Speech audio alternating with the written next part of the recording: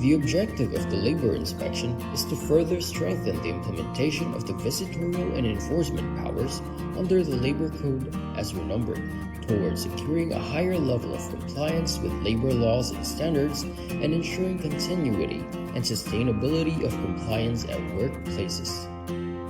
For this purpose, the Department of Labor and Employment delegates this function to the regional offices with the issuance of a list of labor inspectors who are given the authority of conduct inspection, which covers all private establishments, including their branches and workplaces in the regions.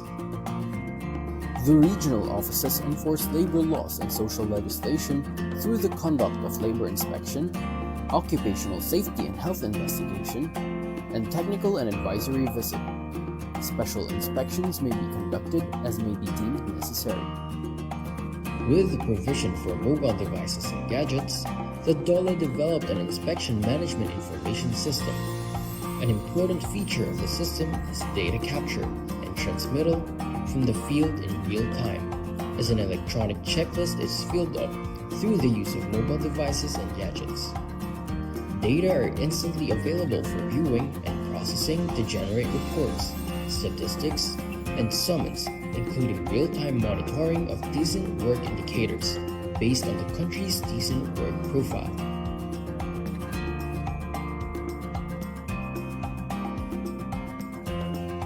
The TAB, or Technical and Advisory Visit, aims to provide assistance to the micro-establishments, or establishments that have 1 to 9 employees, to be sustainable, productive, and competitive.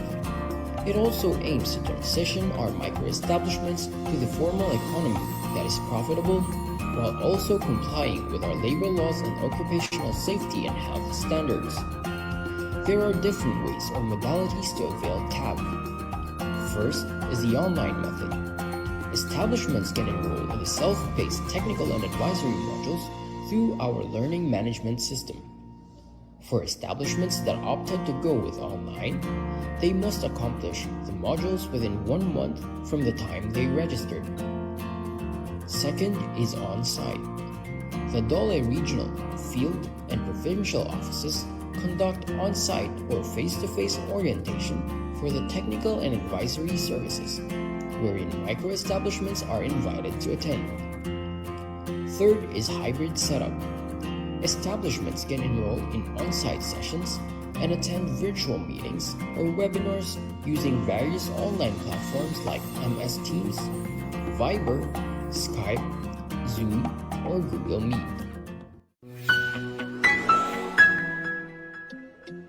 Establishment owners carry a big responsibility to comply with labor laws, including submitting reports and providing documents like payroll records during inspections.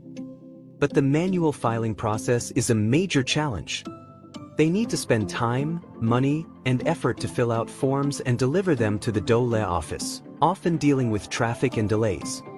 Sometimes, there's a long wait just to confirm if the report is accurate and complete. And it's not just employers facing difficulties. DOLE employees also struggle with limited manpower and the time-consuming task of reviewing and processing these reports. The time has come for change. What's required now is a more innovative, streamlined, and efficient process for handling compliance reports. One that will simplify life not just for businesses but also for DOLE employees.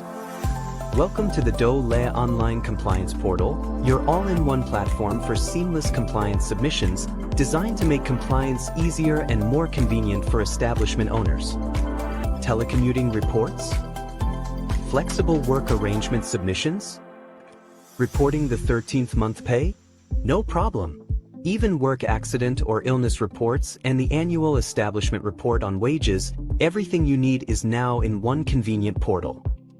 Plus, the DOLE Online Compliance Portal now includes the latest requirement for reporting movie and television shoots under Department Order 246, Series of 2024. All your compliance needs in one place, quick, secure, and hassle-free. With the DOLE Online Compliance Portal, registering your establishment is a breeze. Our automatic registration system ensures you are instantly compliant with OSH Standard Rule 1020. Once submitted, your certificate of registration is immediately available for download, saving you time and effort. Your establishment has been flagged for non-compliance during labor inspection. Don't worry. Required documents can be submitted quickly and conveniently. And if you're missing certain policies, like a mental health program or OSH program, we've got you covered with downloadable templates. Submit these documents directly through the portal, where DOLE inspectors will review, provide feedback, and keep you on track for compliance. With admin access on the DOLE online compliance portal, the labor inspectors can easily review the submitted reports and documents from the establishments. If further verification is needed, they can schedule an online meeting through Google Meet, all within the portal. This streamlines compliance checks, saving time and making the process more efficient for everyone. It's a smarter, more efficient way to stay compliant and keep your business running smoothly. Welcome to a new era of compliance, simplified, fast, and effective with the DOLE online compliance portal.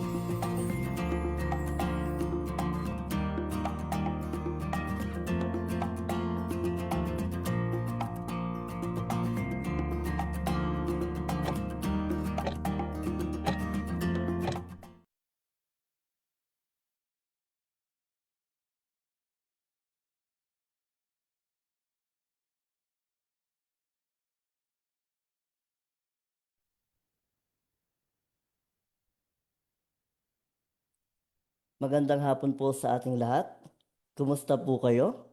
Narito po tayo muli para sa isa na namang makabuluhang talakayan ngayong hapon. Welcome to Webinar Wednesdays hosted by the Bureau of Working Conditions. I am Patrick Familara and I will be your moderator for today's discussion. Bago po tayo tuluyang magsalita, inaanyayahan po muna ang lahat para sa isang panalangin. Aming mapagmahal na Diyos, lumalapit po kami sa inyo ngayon na may pusong puno ng pasasalamat para sa pagkakataong magtipon-tipon sa webinar na ito. Nagpapasalamat kami sa biyaya ng teknolohiya na nagbibigay daan upang kami ay makapag-ugnayan, makapag-aral at lumago kahit na magkakalayo kami. Naway gabayan ninyo po ang bawat tagapagsalita at kalahok upang kami ay makapagbahagi ng mga kaalaman ng makabuluhan at nagbibigay inspirasyon. Tulungan ninyo kaming makinig ng bukas ang isipan at puso, handang matuto mula sa bawat isa.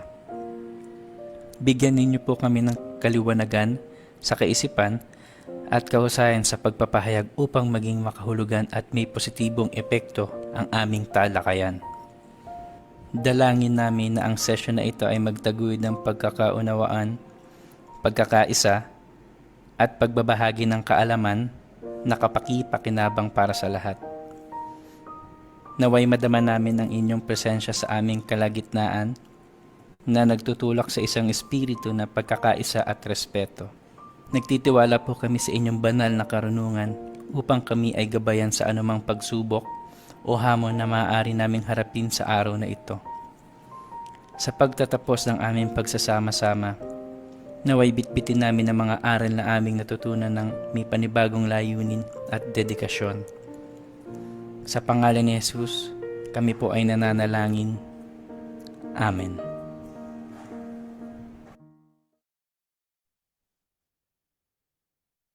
Muli, isang magandang hapon po at welcome sa Webinar Wednesdays Season 3, Episode 41.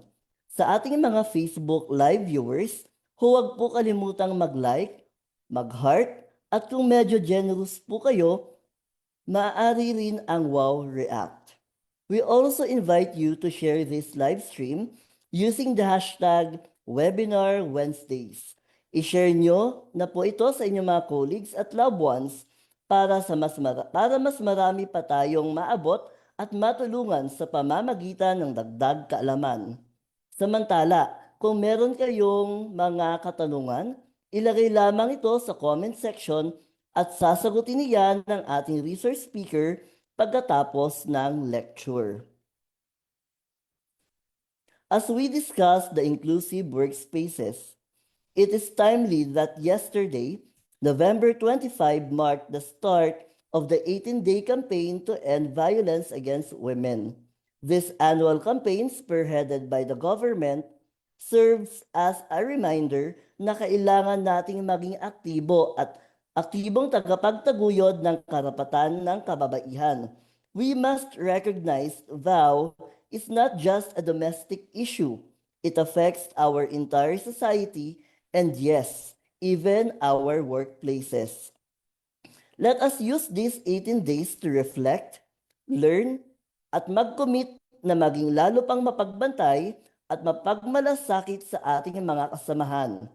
Sama-sama po tayong maging bida ng pagbabago to end vow now. To help us translate this advocacy into policy and practice, it is my distinct pleasure to introduce a leading voice from the Department of Labor and Employment's Bureau of Working Conditions. He is a certified family physician, a public health doctor, a medical specialist, and currently a medical officer 4 of the Bureau of Working Conditions. He is here to guide us through a critical discussion, safe and inclusive workspaces for all, building a sustainable, equitable Filipino workforce. We will deep dive into foundation of a just workplace from the Safe Spaces Act to practical ways of fostering equity for women, the LGBT plus community, and persons with disability. This is not just compliance, it is a moral commitment to social justice. Please join me in welcoming our resource speaker, Dr. Marco Antonio S. Valeros. Doc Mark, the virtual floor is yours. Hello, good afternoon. We are now in another episode of our webinar Wednesdays. So our topic for today is about safe and inclusive workspaces for all, building a sustainable and equitable Filipino workforce. Ayan. So this is our way of giving back or to observe yung atin pong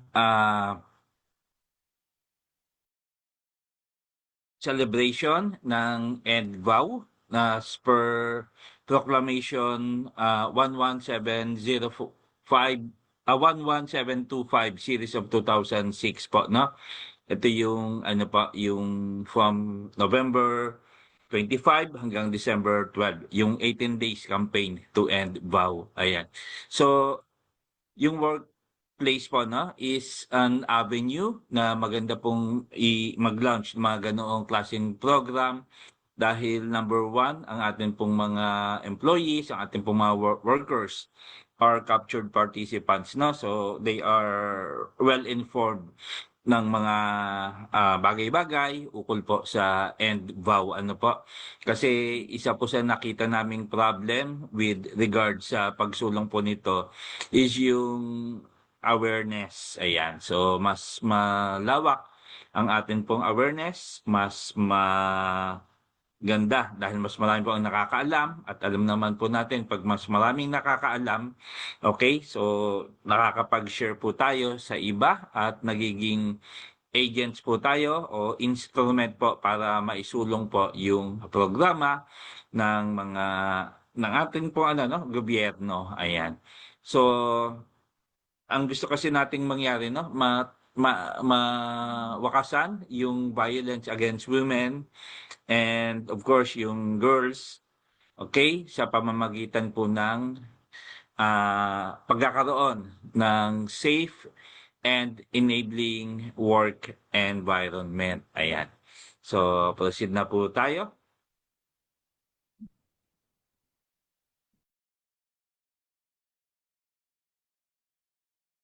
Okay, for our objectives, of course, we would want na magkaroon po tayo ng clearer understanding ng mga laws na nagsusupport po sa EndVow campaign. Kasama na po yung Safe Spaces Act. Okay? Tapos, paano natin ma-recognize at ma-address po yung microaggressions or yung unconscious bias, no? Kasi because of yung ating culture, no? Nasanay na tayo without us, no, na hindi naman siya deliberate but meron na tayong stereotyping na nagaganap.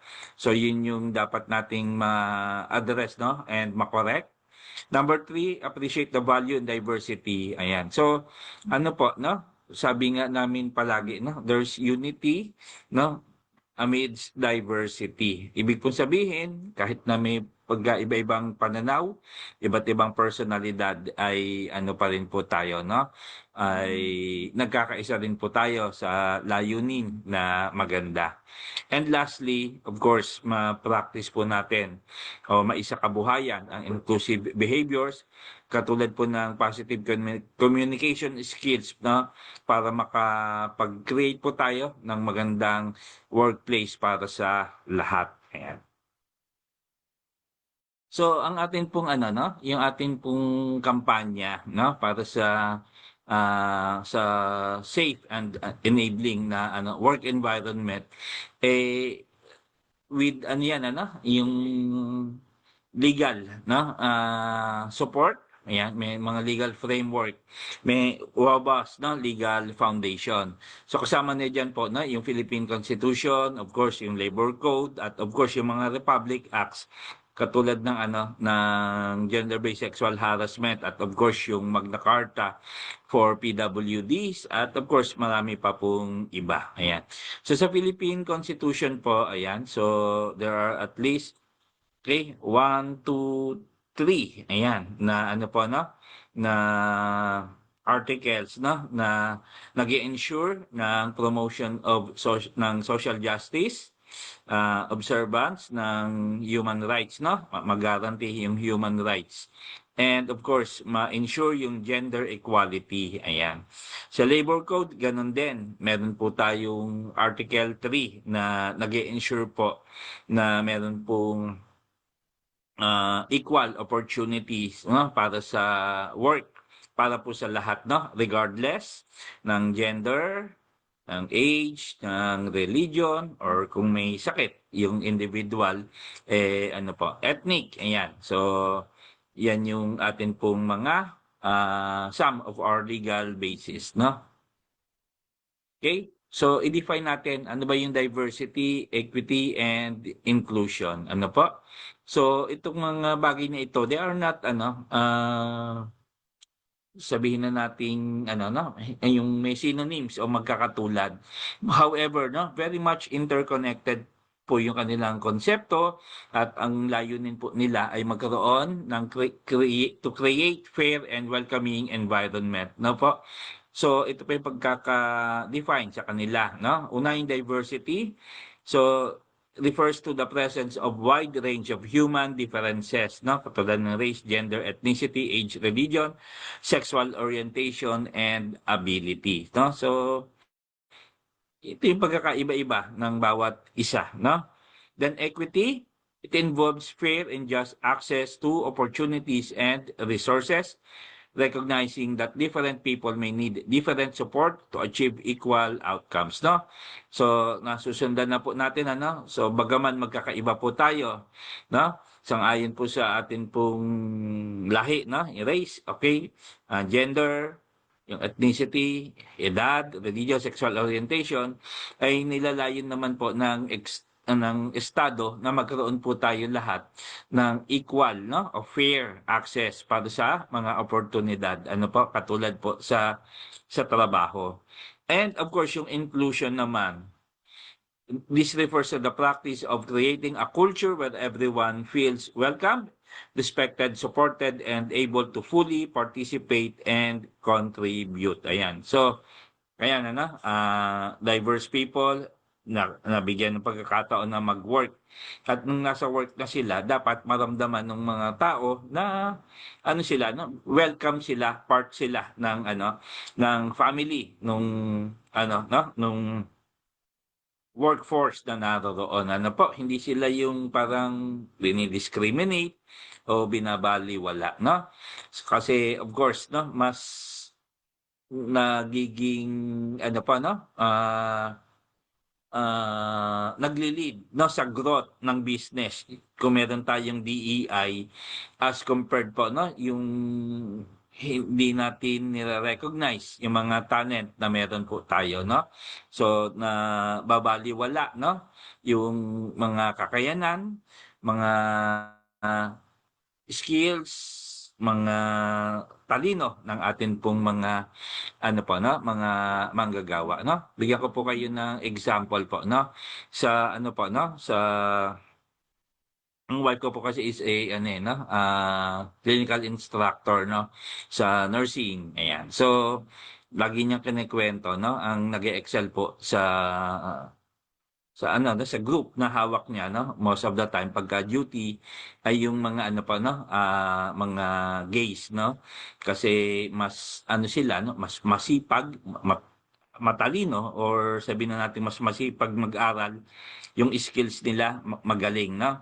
So, kung i-discriminate sila, no, so nawawalan na sila ng opportunity makapag-work, at nawawalan din ng opportunity yung ospital o any healthcare facility, no, na magkaroon ng ganong klase na employee, no, na healthcare worker na masipag, magaling, no, that it just happen na gay sila, nadi-discriminate sila, hindi tinatanggap sa trabaho, or sabihin na natin na nandoon man hindi binibigyan ng ng chance, no, na makapag-excel sa kanilang work. Ibig sabihin, hindi nabibigyan ng posisyon na kung saan ay maaari silang mag-mentor, maaring mag-lead, ayan. So, yun yung isa sa halimbawa na maibigay natin. Mga mga PWDs, ganun din naman. Mga senior citizen, ganun din naman.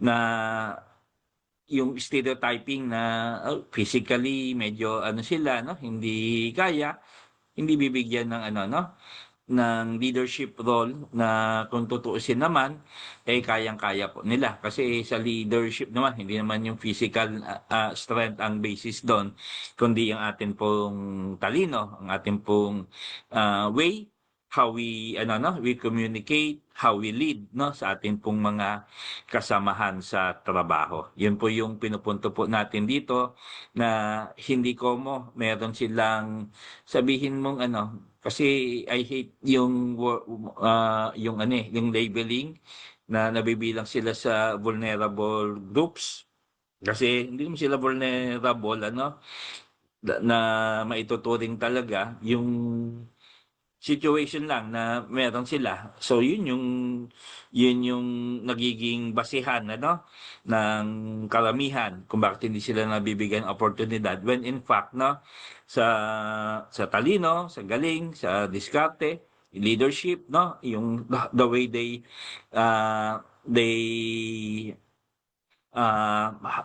yung interpersonal relationship with their coworkers, no, maganda, mataas ang kanilang IQ, ang EQ, ayan.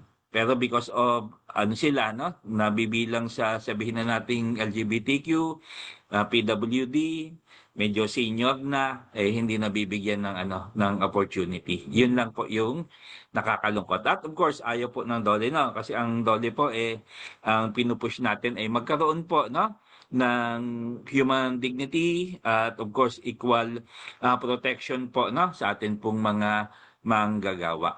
Ayan. So ang commitment po ng DOLE, no, magkaroon po ng productive workforce, no, na diverse, ayan, equitable, and inclusive, no? So, diverse, no? Mahirap yan kasi magkakaiba kayo ng ng iniisip, no? Pero mind you, no, sa isang organization, no, we welcome yung magkakaibang perspective, magkakaibang lens kasi mas nag-grow yung yung organization, no? Sa isang pa, no? Ngayon buka kong nabasa, no, yung Six Thinking Hats, no, na iba-iba yung mayroong mga representation doon, no? May red hat, may blue hat, may green hat, may yellow hat, may black hat, ayan, may white, ayan. So yung white, no, sinasabi doon medyo yung data driven siya, no? Si si Red medyo emotional siya, no, yung Red Hat. Si Green, yung si Yellow, no, nasa bandang creative siya. Si Blue, play safe. Si Black Hat, no, yan yung parang nagki-critic, no, devil's advocate, no. So maraming naiinis kay Black Hat, pero kung titingnan natin, dahil sa kanyang no, yung dissenting opinion, ayan, na kakaiba sa karamihan, nagiging mas resilient, no, yung kanilang mga plano. Why? Kasi na-address po, no, yung mga possible, no, eventualities, no, kasi may mga tayo may mga pangyayaring hindi inaasahan. At least nakakapag-prepare for any contingency. Ayan. So yun yung kinaganda, no, ng merong diversity. Hindi yung pag sinabi ng isa na dito tayo, ayan, walang plan B. Yan, walang contingency, sablay, wala, babagsak yung business, no? Pero kung medyo no, may plan A, may plan B, ayan, mas maganda, no? Mas nag-grow yung organization, yung company, ayan. Mas nagtatribe sila, mas yung sustainability, no, na i-ensure, ayan. Then, of course, para sa mission naman, anong position ng diyan, ng DOLE? We would want, no, to ensure that every Filipino worker feels valued, respected, and empowered. Ayan. So, walang walang empleyado, no, o worker na mafe-feel niya na na hindi siya welcome, wala siyang ambag, no, sa kanilang kumpanya. Ayan. Kasi we would want na ma-empower yung atin pong mga mga manggagawa, no? Hindi lang sa sa bosses, no? Hindi lang sa rights nila, kundi yung magkaroon ng ng magandang pag-uusap, no? At maging rin naman si employer maging bukas sa mga suhestyon ng atin pong mga manggagawa. Then strategic imperative, of course, we would want to promote the diversity and inclusion, not just for compliance, no, kasi sabi sa sa RA 11313, ayan, sabi sa Magna Carta for PWD, dapat ganyan, no? It's not like that, kasi yung ganon, ang tawag doon is parang tokenism, no? Parang makapag-comply lang, no? Pero hindi hindi parang minor lang yung ating compliance, no? Hindi siya magsusustain. Ang gusto natin ay magkaroon po ng ng sustainable growth and social justice, no? Yung culture ng ng DEI ay maitanim, no, sa bawat kumpanya. Ayan. Okay, so ano yung bakit kailangan gawin po itong DNI, no? Ano yung maiaambag po nito sa trabaho? Okay, una, sa innovation. Okay, of course, yung diverse teams, they offer a wide range of perspectives leading to a more creative solutions. Okay, so yan yung nabanggit natin kanina, no? Magkakaibang kakaibang lens, magkakaibang pananaw, pero kung bawat pananaw papakinggan, no, sa brainstorming nila, at bawat pananaw ay meron tayong na ibibigay, no, na solusyon, no, mas nagiging resilient yung atin pong plano. Ayan. Then engagement and retention, yan. Ito yung pinaka-challenging, no, sa HR. Kung sino man mga HR dito na alam nyo po ito. Of course, mahirap mag-recruit, no, ng best talent. At of course, mahirap din ano na pagdating po sa pag talagang ano, it's time to go dahil nasa retirement age na, no? 60 voluntary, may mga apo na. Kung gusto niya mag ano sa pamilya naman, 65 mandatory na. Pero in between ano, yung retention napakahirap po siya, no? Paano mo ma-please yung atin pong mga empleyado na mag-stay sa ano, kasi nag-invest na tayo dun ano sa training, ayan, sa skills, no? Magaling na sila, tapos mapipirata lang. So, yun yung ano, medyo challenge po talaga, no, sa mga HR. However, no, pag si empleyado, no, naramdaman niya na yung presence niya is valued, at of course, mas napapakinggan siya, okay? Of course,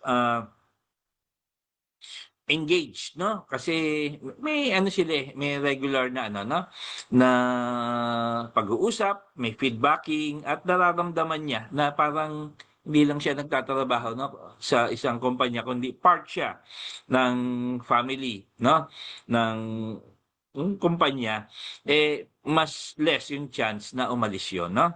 May ano yan may survey akong na ano, hindi ko na lang banggitin yung ano, yung firm na nag-survey, no? Pero ano yan, sa recruitment, no? Ang pinaka ano niya, in fact, no, nag-email sa akin yan pag may mga job ano, no, vacancies, no. So at least I know may idea na kayo doon. So yun, may survey siya, at of course no, nakita po doon na it's not the money, no, per se, no, hindi lang pera ang of course ano rin yan, ano, opportunity yan, greener pasture pero magdadalawang isip, no, ang isang employee, ang isang worker na umalis sa isang organization, sa isang company, pagka ramdam niya, no, na he or she belongs doon sa ano, sa company, no, at of course no, part siya ng family, at of course no, yung company, they take care, no, ang kanilang mga empleyado, they are being heard, at of course no, na ano no, naalagaan sila doon, no, kahit hindi ganoon kataas ang sweldo, no, as compared sa nakikita nilang competitor, magi-stay at magi-stay yan.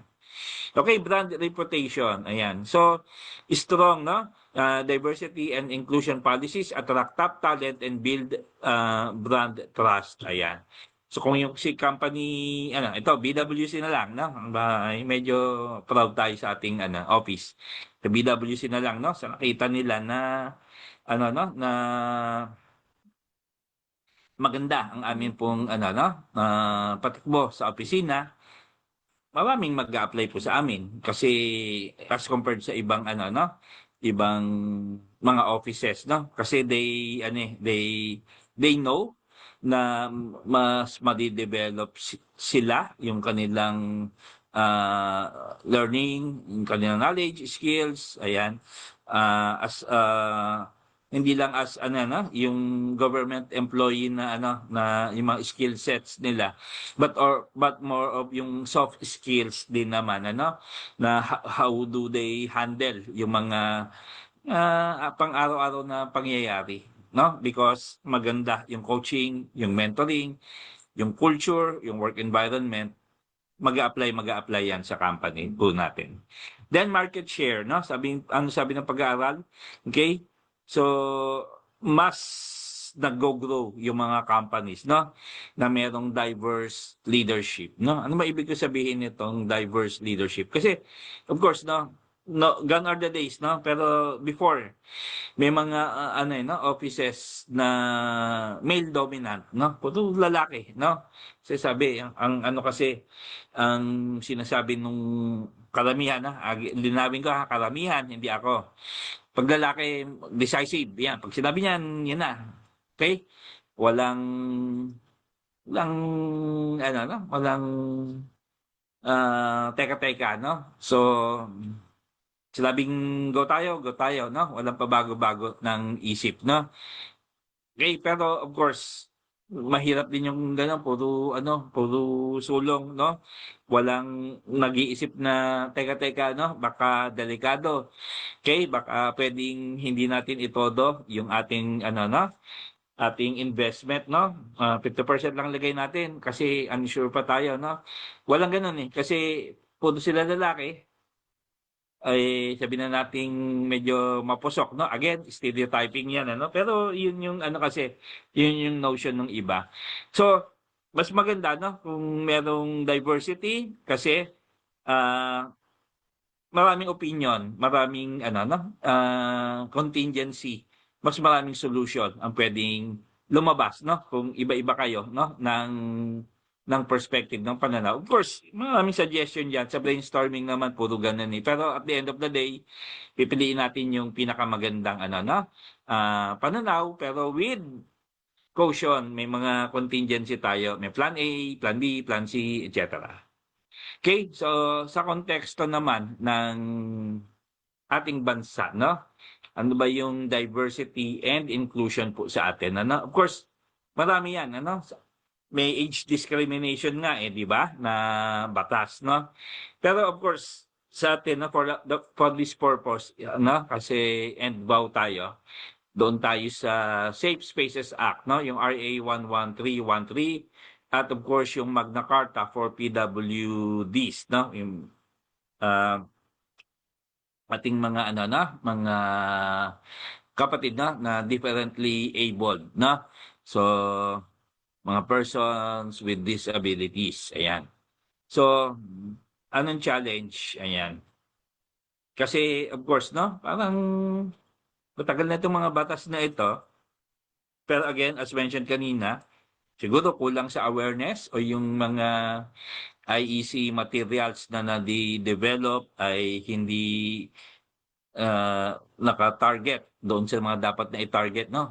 To general na parang hindi nagkakaroon ng yung behavioral change, no?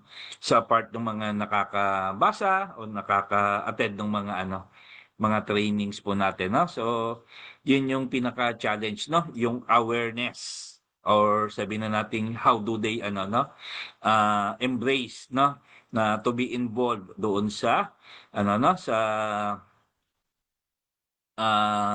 realization ng ating end, no, pag-end ng violence against women and girls, no. So kaya nga meron tayong proclamation 11725, no, para magkaroon ng malakas na awareness, no, sa buong bansa. Okay, so globally, meron din naman tayong #MeToo, tsaka yung #TransLivesMatter. Okay? So, pwede din na tayong ma-involve doon, Pero itong dalawang ito po, magkaiba po silang social movement, sa ibang bansa, globally. Although very much related sila kasi sinusulong po nila yung yung mga polisiya, para sa against sexual violence and of course yung transgender rights. Ayan. So again, kailangan lang talaga magkaroon po tayo ng awareness. Ayan. Okay? So ano mga barriers natin para ma-sustain yung ating pong mga programa? Of course, merong unconscious bias, Ito yung ingrained stereotypes na nag-i-impact sa hiring at promotion decisions. Ayan.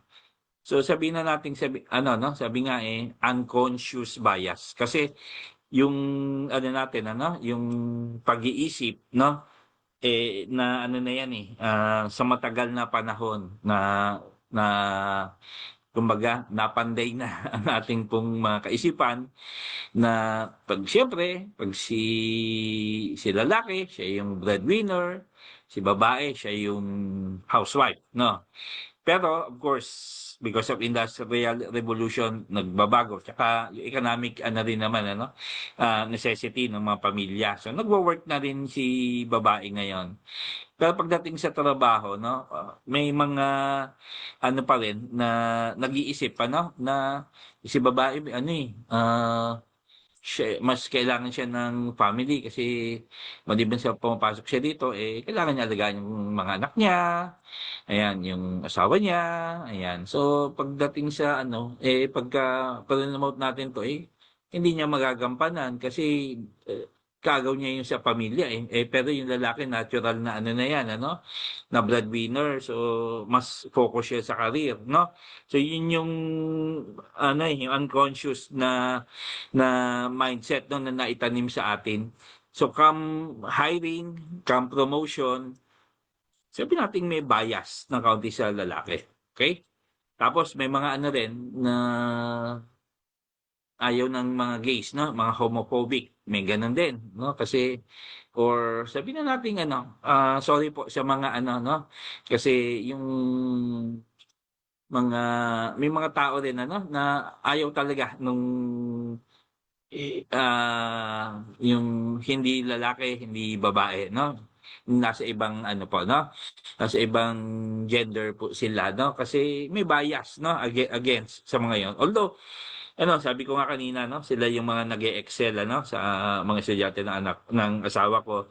And at the same time, may mga friends din akong ganon. Masasaya silang kasama ano, nakakatuwa din ano. So kumbaga kahit very stressful yung work, no, nagiging light dahil may humor na kasama pero hindi kami nag-aano, hindi yung naglalaro lang, no. Magtatrabaho pa rin na nababalanse lang ano, yung stress, no, ng kaunting humor. Okay? Dapat yun din yung nakikita natin eh. At again, yung contribution nila no sa mga ginagawa natin eh malaki rin naman no. Of course yung mga ganoong mga bagay eh private ano nila yan eh, private life nila yon. So kung wala namang kinalaman sa trabaho, hindi dapat siya nagiging hadlang para mabigyan po sila ng opportunity for any leadership role, for hiring, for promotion, pagbibigay sa kanila ng mga magagandang assignment, mga challenging assignments. Ayan. Okay? So lack of leadership buy-ins, ayan. So merong insufficient commitment from senior management. Ayan. So ayaw nilang ano, sarado na isip nila, no? Eh yan mo na yan. Basta meron tayong ano, meron tayong policy na ano, no, sa gender-based sexual harassment. Yan. Okay na tayo diyan, no? So sa DOLE naman, sabi nila, eh basta may policy, basta may CODI, okay na tayo diyan. Yan. Pero again, ano, sabi ng dati naming boss, ano po, having a policy is one, implementing it is another. So, hindi sapat na may policy ka. Kasi policy na yan, papel lang yan. Pero kung ma-translate mo yan into a program, yan. Ibig sabihin, mayroon tayong mga awareness na ginagawa, information dissemination about no, sexual harassment, RA 7877, at of course, yung gender-based sexual harassment, RA 11313, no? Sama mo pa yung sa PWD, no? Na ano, about rights, no? Ano natin, no? Na ibababa sa atin pong mga tao, na-aware sila, nagiging part sila ng ano, ng ating work culture. Mas maganda. Yung may example ha. For the longest time, matagal na yung ano eh, yung vowsy na leave. Ayan. Pero tingnan niyo lang ha. Ilan sa mga kaopisina po ninyo ang nag-avail ng vowsy leave? Meron din siguro, no? Yung mga obvious na. Pero yung iba, no? Ako, nagkaroon ako ng kasamahan dati sa work eh, no? Battered wife siya. Pero never siyang lumabas, no? Na to come out para mag-file, no? Ng vowsy na leave. Kasi wala eh, hindi naman niya kasi maiwan yung asawa niya, no? Hindi niya maireklamo, maipabarangay, maipapaulis, makasuhan, ganyan. So, pero kung ano, no? Kung unang-una, may awareness, may support, ayan. At of course, merong welcoming, ano, environment na hindi siya pagchichismisan, bagkus eh, sama-sama silang magpoprotekta doon sa tao. Siguro, may magpa-file at magpa-file no kasi wala namang babae ang gustong ano no, yung binubugbog siya araw-araw ng kanyang asawa. Okay? So, yun yung ano, sinasabi natin, may polisiya, pero walang nag-aabil eh. Hindi nila alam, kahit alam nila or ano pa man, yun yung nakikita nating gap, no?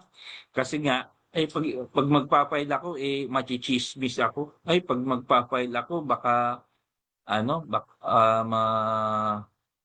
mapahiya ako. Kawawa naman din yung family ko, ganyan. Pero kung may support yung ating pong ano, ating kumpanya, no? Ah, na sa ano pa lang ano, kasi minsan ang violence kasi nangyayari yan ano, as part of course, maraming klaseng violence no, from stranger, from coworker, uh, from client, pwede rin from ano, yung domestic violence na nag-extend hanggang doon sa workplace no, na pumapasok sila doon hanggang sa workplace. So yun yung ano po doon ano, yun yung catch po doon. Okay? So sana no magkaroon po ng ano ng buy-in yung ating pong mga management. Resistance to change. Ayan. So sinasabi nasanay na tayo sa ganyan. Huwag na nating baguhin ano. Ano na yan na nakagawian na natin, nakalakhan na natin ano. Mahirap kung magbabago pa tayo. Then, tokenism. Yan. Ito yung diverse representation without genuine inclusion. No? So, ito yung sinasabi natin na, ano, na token lang yung kanilang ano, pag-support, paggawa ng mga programa.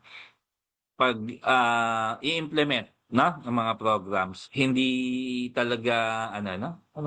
Gagawin mo rin naman but hindi mo pa itodo, di ba?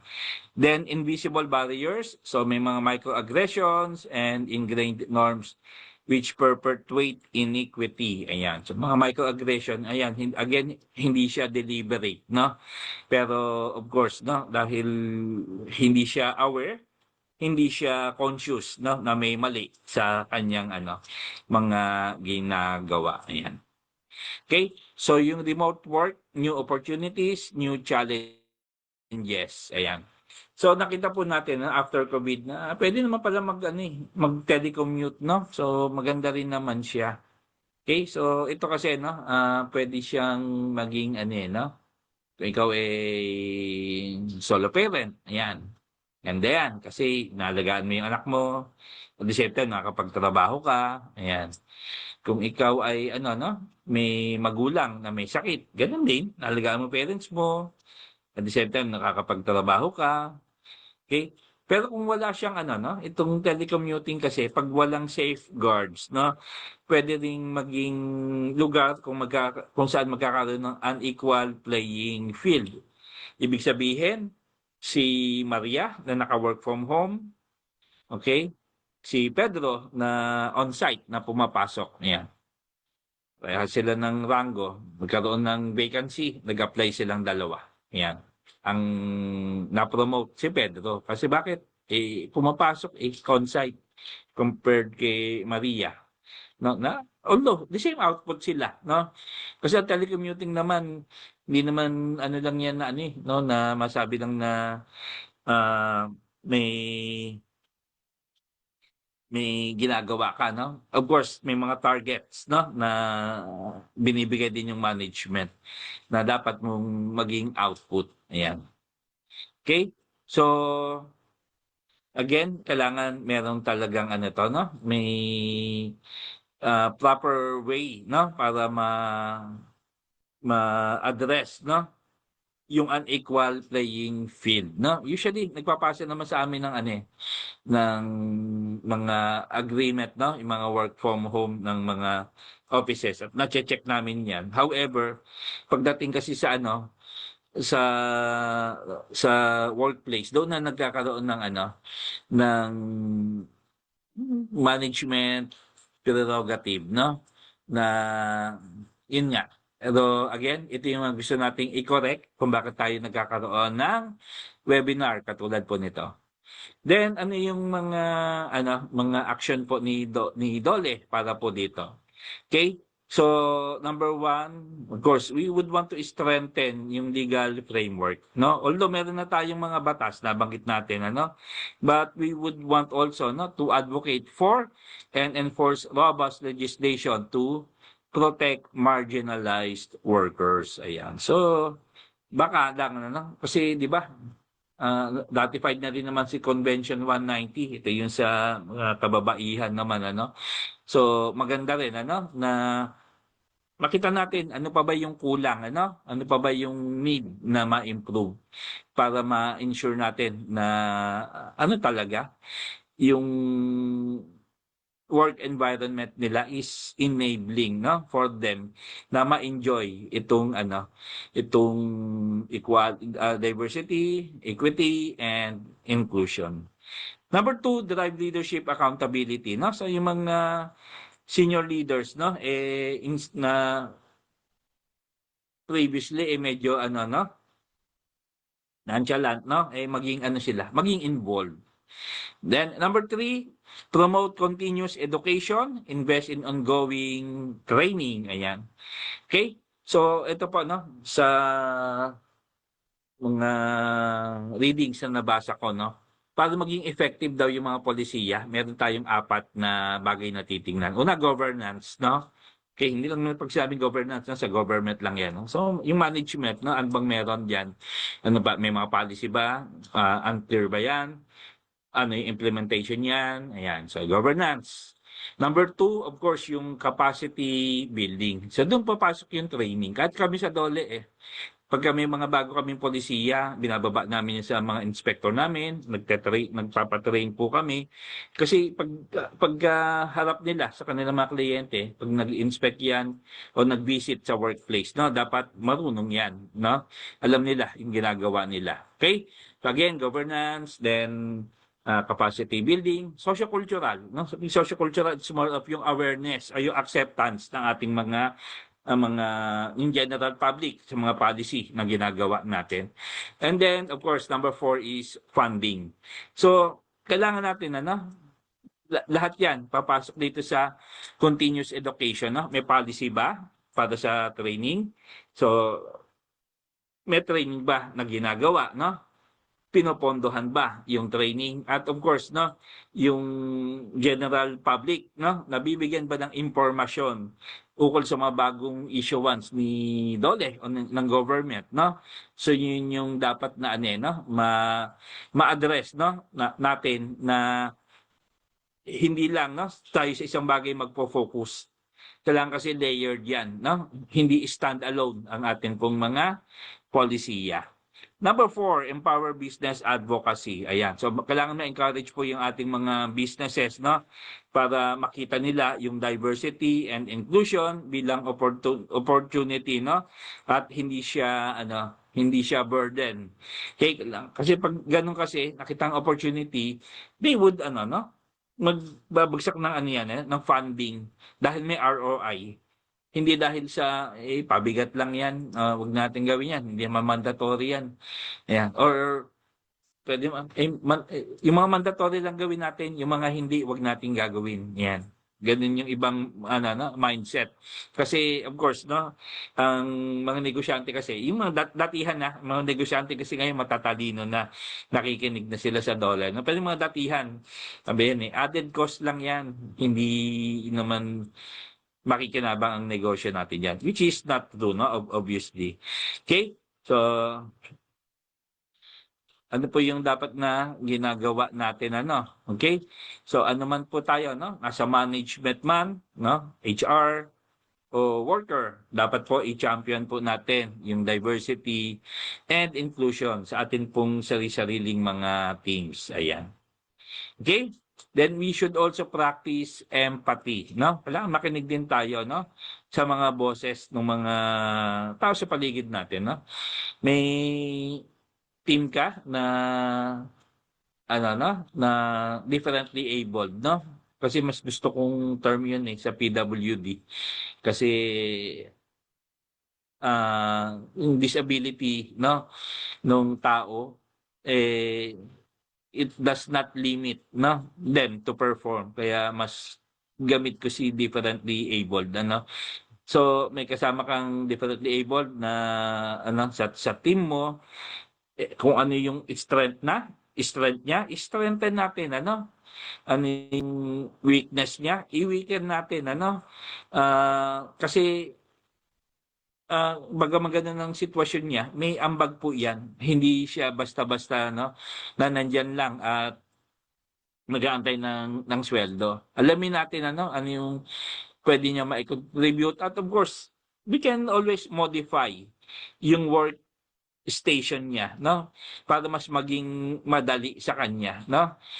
Ah, Meron kaming kasamahan, ano, sa office na ano siya, no, na-polio siya kaliwa't kanan, ano, yung kanyang ano, ang kanyang paa, no. So, naka-wheelchair siya. Pero nakakapag-drive siya kasi modified yung ano niya, yung sasakyan, ano, mode of sa kamay, no, hindi gumagamit ng paa, ayan. Pero of course, mahirap kasi sa kanya yung everyday na ganun dahil malayo yung bahay. So, ano, sheltered employment, no? Inallow naman ng office na mag-stay, no? Sa office, no? Weekend lang yung uwian para hindi masyadong hirap. So, may mga ganun tayong mga allowances na flexibility na pwedeng gawin. Pwede rin namang i-work from home kasi ang trabaho naman niya, it's more of sa ano no? Sa call center. Although, challenge din, ano, na kasi may mga designated ano tayo no, for your information po, 1349, ano, yung ating ano, yung atin pong hotline, no, sa DOLE, no. Challenge din naman for him na gano'n. Kaya siguro, no, mas ano tayo sa sheltered employment, no. So, may mga ganoon tayong pwedeng gawin na pwedeng i-adapt sa ating pong mga kumpanya. Previously, ang opisina niya ay ano, ay nasa third floor. Halimbawa, no, ibang ano na 'to, kasi ano 'to, dati na ah, he prior sa accident, no, okay pa yung paa niya. Pero naaksidente, no, o sabihin nating na-stroke, no, pero nakakapag-ano pa naman, sharp pa rin ang isip, eh. So may difficulty of ano na, no, ng mobility. It so happened na walang elevator yung opisina, no. So ano yung modification na pwede nating gawin? Okay? Pwede yung workstation ibaba, no? Doon na lang siya sa baba. Kasi hindi mo kayang ano eh. Mas magastos kung gagawa ka ng rampa, di ba? Or magpagawa ng elevator. Ang importante kasi, no, para sa mga work related, no, mga accidents, no, nagkaroon ng disability, yung atin pong mga workers is to integrate them muli sa trabaho, no? Kasi ayaw natin na nag-resign o nag-early retirement dahil sa pagkakaroon ng ganoong kondisyon. Ayan. So, ang ano kasi, no, ang inclusion, diversity, malawak, hindi lang siya sa ano, sa LGBTQ. Kasama po diyan yung mga PWDs. Even yung mga seniors, no? So, of course, hindi naman ano eh, sa amin sa government mandatory talaga ang 65. But I know for some, may mga private companies, no, na ini-engage yung mga retired mga employees nila beyond 65 years old as consultant, no? Pwede pa rin naman yon. Kaya lang, of course, i-observe din natin yung mga occupational safety and health, ano din ha. Siguro hindi na nila kayang pumasok ng 8 hours kasi consultant naman yan eh. Baka pwedeng i-ano natin yung work hours, no, ng flexibility, ilayo sila doon sa mga oras na kung saan they need to travel ng sasabay sila sa traffic, no? And of course, mga work from home na ano na arrangement, alternative work arrangement, tingnan natin. Okay? Then hold leaders accountable, encourage your company's leadership to prioritize D&I. Ayan, very important, no? So,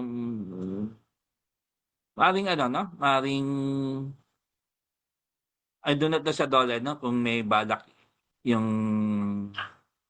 may hawak ng mga programa na ganito, no? Yung office na may hawak, no? Kasi kami sa BWC, pwede namin siyang ano, pero not necessarily na ano. But I know for some, ano, may mga employers organization na nagbibigay ng incentives, no? Mga awards, ayan. Baka maganda rin siyang ano, no? Maganda din siyang way para ma-motivate yung atin pong mga leaders na mag-ano. Pero ako, no, nasabi ko din palagi na maganda siyang motivation pero hindi siya dapat no na maging driving force para gawin ang mga bagay na yon. But lalo na yung sa inspection na mape-penalize sila no na kasi sa akin no yung fear factor o yung sabihin natin characteristic no maganda siya pero ang mas maganda pa rin no may mas maganda yan, mas maganda pa rin is that you're doing it no para ma ma dahil na mahalaga sa iyo ang mga workers mo, ang mga employees mo, they need or they deserve no yung mga magagandang bagay no. Sa HR kasi no, ang laging naririnig ko sa kanila, itong statement na to, yung kanilang workforce, sila yung most important resource ng company. Kung ganun ang pananaw natin, so why not no give them yung mga magagandang no mga programa, accommodation, ma-observe yung mga rights nila no para ma-ensure yung growth ng business no kasi laging may yan may productivity pag si employee no ramdam niya siya no importante siya, taas ang moral niya, magtatrabaho ng maayos yan. Okay? Nila yan. Hindi ko na lang sabihin ha. Meron akong, kung anong company, no? Meron akong, sister-in-law. Nasa malaking company siya eh. Pumupunta sa bahay namin eh. Diretso yan sa bahay, titingnan sa sa kitchen namin, no? May mga niyo rito, mga seasoning nyo, ano ba yung gatas nyo, ano ba yung kape nyo, ano ba yung kailangan, kailangan yung company nila, no, na gumagawa noon, dapat yun yung tinatangkilik namin. Kasi, dahil maganda yung sa kanya, ambassador siya, no? So, yun yung dun eh, wala ka rin choice, kasi pag dumadalaw, talagang titignan nyo, pagka hindi nakita, bakit itong nyo, hindi yung produkto namin, hindi yung gawa namin, hindi gawa ng company namin, no? Mapapagalitan pa kami. Pero in fairness, no, masarap naman yung nila, naman, kaya lang medyo pricey, kaya syempre, minsan napipilitan tayo. Pero alam ko naman kung kailan dumadalaw yun. Kaya pagka dadalaw, syempre, palitan natin. But that's another story, no? So, embrace lifelong learning, ayan. So, kailangan, natin, no, maalis yung bias. Sabi nga natin, yung mga microaggression, mga stereotyping, na yan eh, naitanim na sa atin yan.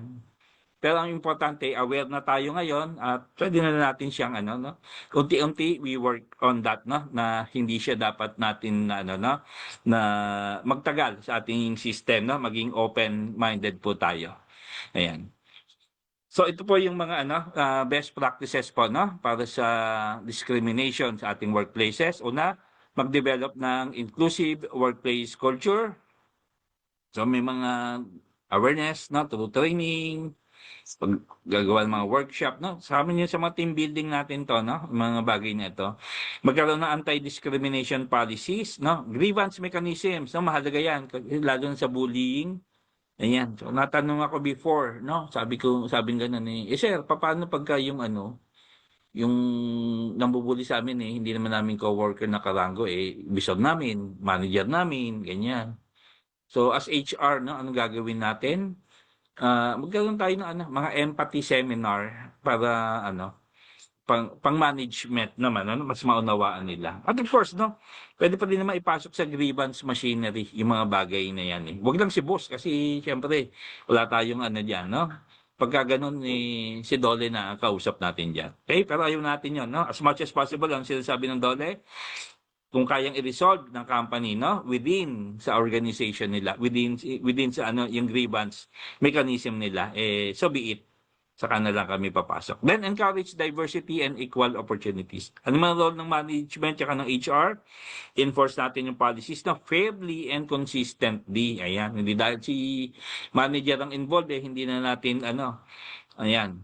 So again, sa sa RA 11313, meron tayong policy na na-translate into program at of course may CODI. Ayan. Pagdating sa CODI, yan yung medyo mabigat, ano? Ano ba sinasabi ng nung RA 11313, Safe Spaces Act, 'di ba? Dapat ang head is babae, tapos more than half ng composition ng CODI dapat ay babae. Ayan. And then of course, we would also want to yung may anonymous reporting din po tayo, no, na po, no, may anonymous reporting din po wherein pwedeng magsumbong, no, na hindi kailangan na magpakilala. Ayan. Then support affected employees through counseling and legal assistance. Yan. Yun yung sinasabi natin kanina, no? Yung WOWC, no, na hindi nagpo-prosper kasi nga walang support, no, from management. Ayan. Then encouraging employee involvement. Ayan. So may mga support groups din na pwedeng gawin na ma-involve sila, mag-conduct ng mga regular feedback at mga surveys, no, on how to further improve yung programa. At of course, we would want to recognize and reward yung mga inclusive behaviors na meron po ang mga companies. Or sabihin na nating mga department heads, no, kung ang nagbibigay po ng incentive ay ang atin pong mga kumpanya, no? Even sa siguro, no, yung principal, pwede nilang i-recognize yung kanilang mga contractors, no, mga subcontractors. Okay? So ito na, application na po tayo, no, sa last part na tayo ng atin pong maikling learning session. Ayan. So ano may mga example, no, ng ating diversity and inclusion program? Okay? So meron tayong 12 dito, no, na mga samples. Okay? Isa-isahin po natin 'yan. Yan. Okay? So inclusive hiring programs, ayan. Minsan kasi 'di ba, pag sa hiring pa lang age discrimination na lang, no? Sabihin natin hindi dapat maging hindrance, no, yung edad. Pero siyempre pag nagpapasa ka ng resume, pangalan, edad, address, ayan. So pag nakita pa lang nakakat ka na, hindi ka na isasama sa sa shortlist. Pero may ibang practice sa States kasi age doesn't matter, no? Mas nga sila pag experience eh. So yung iba ang ginagawa, no, kung sa HR, no, level, nila, kino-code na lang nila, no? Halimbawa nibigyan nila ng alias, no? Of course, no?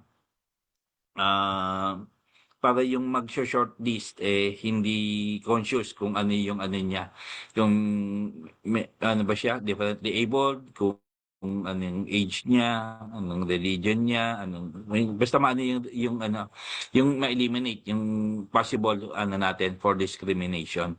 Okay? So pwede yan blind resume, no? Parang lang, The Voice, may blind audition nakatalikod.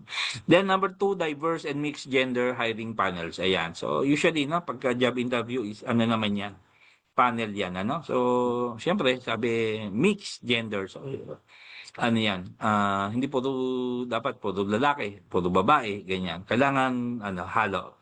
Mas maganda kasi mas may may balance, mas objective. Number 3, skills-based assessment instead of pedigree-based hiring. Ayan. So, more of sa skills, no? Rather than graduate ito ng ganyan, magaling yan. Oops, ang apelido niyan, ganito, no? Apo yan ni Senator ganyan. I-hire natin yan, So, hindi dapat po ganun, Kasi walang equity o yung equal chance na pagka ganun ang ginawa natin. So, based on skills tayo. Then, partnership with women's groups, no? LGBT plus, no? Mga organization, PWD associations, no? Bakit kailangan nating mag-partner sa mga to? Kasi may mga programa yan. At of course, no? We would want to learn, no? A thing or two from them, para sa para sa kasusulong ng mga programa po natin. I-share ko lang ang ano kasi, ang PCW, meron silang ano pinasimulan yung MOVE, no? Men Oppose Violence Against Women Everywhere, no? MOVE, no? Yung MOVE. So ito yung organisasyon ng mga kalalakihan na isinusulong, no? Yung mga programa, no? Laban sa violence sa kababaihan. Okay? So you can also invite them naman, kasi ang ganda ng nung programa, kasi previously, ang mga kalalakihan ang label doon sila yung aggressor, against kababaihan, pero hindi, nabaliktad na, sila na yung tagapagtanggol ng mga kababaihan. Ayan. So, you can always invite them. Then, unconscious bias and sensitivity training. Ayan. So, may mga training tayo on microaggression. Kasi ang problema dito sa microaggression, inclusive behaviors, medyo hindi ka aware na meron kang ganoong mindset, ganoong thinking. Pero, pag may mga training tayo na gano'n, ay, gano'n pala ako. Ay, homophobic pala ako. Ay, ano pala ako. No? So, nako-correct natin. Basta maging open lang tayo, sa mga naririnig natin, mga itinuturo sa atin. Gender sensitivity, SOGI, awareness modules. Ayan. So, very important, yung sa SOGI. Ano ba yung SOGI, Sexual orientation, gender identity, and of course, gender ex- expression, and of course, sexual characteristics. Ayan. Okay? So, disability etiquette and accessibility workshop, ayan.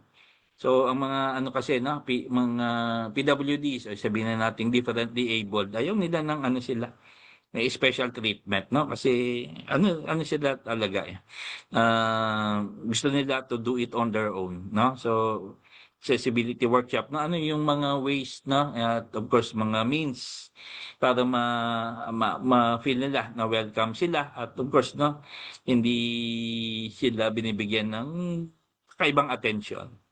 Regular refresher e-learning for all employees. Ayan, very important na magkaroon ng e-learning kasi lalo kung magta-transition tayo sa work from home, dapat marunong tayo, sa sa mga bagay na may kalalaman sa sa internet. Ayan. So, pay equity, ayan, dapat pare-pare, hindi mo pare-parehas kasi magkakaiba siyempre ng rango yan, Pero, the same rank, halimbawa, the same rank, okay, si male, si female, dapat parehas ng sahod, Kasi may mga although siyempre nagkakaiba rin yung mga performance bonus, depende pa rin yan. Pwede namang mas nag-perform si babae, of course, mas malaki yung sasahurin niya. Ang ayaw lang naman natin ay yung same na posisyon pero magkaiba ng sahod. Sa government, walang problema yan kasi standardized yun sa amin. Sa private, siya medyo mabigat, Sa employee resource groups, may mga women's network, LGBT plus employee group, PWD support circle, working parents community, May mga programa yan, maganda ma-invite natin, ma-orient natin, paano sila ma-involve sa trabaho natin, paano din tayo makatulong sa nila, sa layunin nila, So, maganda rin naman na may mga tinutulungan tayong organisasyon. At of course, may mga organisasyon din na magbibigay din sa atin ng mga bagong kaalaman, Pagdating po sa mga iba't ibang programa. Then flexible work and family support 'yan. So pwedeng hybrid, Pwedeng hindi naman pwedeng hindi full na work from home, pwedeng MWF. Tapos office, TTH, nasa bahay 'yan. Flexible hours for caregivers and solo parents, yan. O pwede naman natin bigyan ng kasi solo parent nga na parang halo lang, Sabihin na natin sige 4 hours ka, pasok ka on-site, 4 hours work from home ka, Pag work from home, hindi ko na sinasabi na pag work from home walang gagawin. Pag work from home, may output, Output based tayo. So dapat kung may pinagawa ka, sige, pasa mo sa akin yan ng 5, Kasi ang lang, mahirap kasi sa solo parent minsan, hindi sila afford magbayad ng yaya o wala na silang relatives, Siya rin yung maghahatid, susundo sa bata, no? Bigyan din natin sila ng mga ganoong mga flexibility, no? Kung kaya. Again, kasi lagi sinasabi din naman namin, no? Ang telecommuting based on agreement 'yan. Depende sa task mo. May mga task na hindi uubra ang work from home, no? Lalo yung mga sa service, no? Paano ka work from home nasa service sector. Paano ka work from home kung nasa manufacturing o sa production sector ka. Ano siya? It should be mutually agreed upon. Yan. Mental health days, ayan. So, may mga counseling tayong pwedeng gawin, may mga sabihin nating mga socialization na sa office, ayan. Lagay tayo ng oras, no, kahit 2 hours siguro, no, every weekend na mabalik tayo, no, sa ating pong balance kasi 'di ba? Work-life balance, ayan. Then, on-site or subsidized childcare support. Ayan. Again, marami kong sinasabi dito, no? May mga mandatory at may mga hindi mandatory na mga programa. Pero you can always adapt, no? Ito yung mga best practices kasi. Accessibility and disability, inclusivity, yan.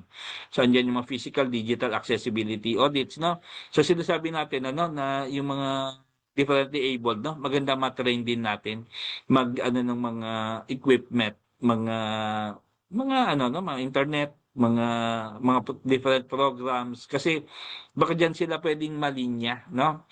Na more on physical exertion but more of sa office and desk work. LGBTQ plus inclusion programs, ayan, mga gender neutral restrooms. Again, sabi ko nga, hindi lahat na mandatory. To date, wala pa naman tayong policy na nababasa, no, na mandatory magbigay ng ng mga gender neutral restrooms, no. Ang meron lang sa PWD, no. Pero it does not preclude yung mga companies na magbigay ng ng gender neutral restroom para sa mga para sa mga po natin mga empleyado, no? So pwede naman, no? Or lagi ko din naman sinasabi, no, pagka kausap ko din yung mga nasa LGBTQ plus community natin na they can always make use din naman ng sa PWD kasi yun yun, mandatory ng batas yun Usually, solo lang naman siya, no? May rampa. Gender neutral, no? May bowl at of course merong urinal. Ayan. Then, inclusive dress code and uniform policy. Ayan. So, ito pa. Bigyan ko kayo ng isang situation. No? May nag-letter sa amin kasi siya, cross-dresser, no? So, company policy, kailangan nakabarong, pagka lalaki, yan. Naging issue yan, malaking usapin yan. Pero babagsak pa rin tayo. In the absence of law, doon tayo sa company policy talaga, babagsak, no? So, pero of course, we encourage din naman, na to allow. Kasi may mga schools nga, no, na pumapayag na yung mga students nila na mag-cross dress, no? Walang issue for them, no? Pero siyempre sa company, it's a process. And we cannot compel them dahil wala namang batas on that. Gender affirming benefits and leave. Ayan. So ano ba to, no?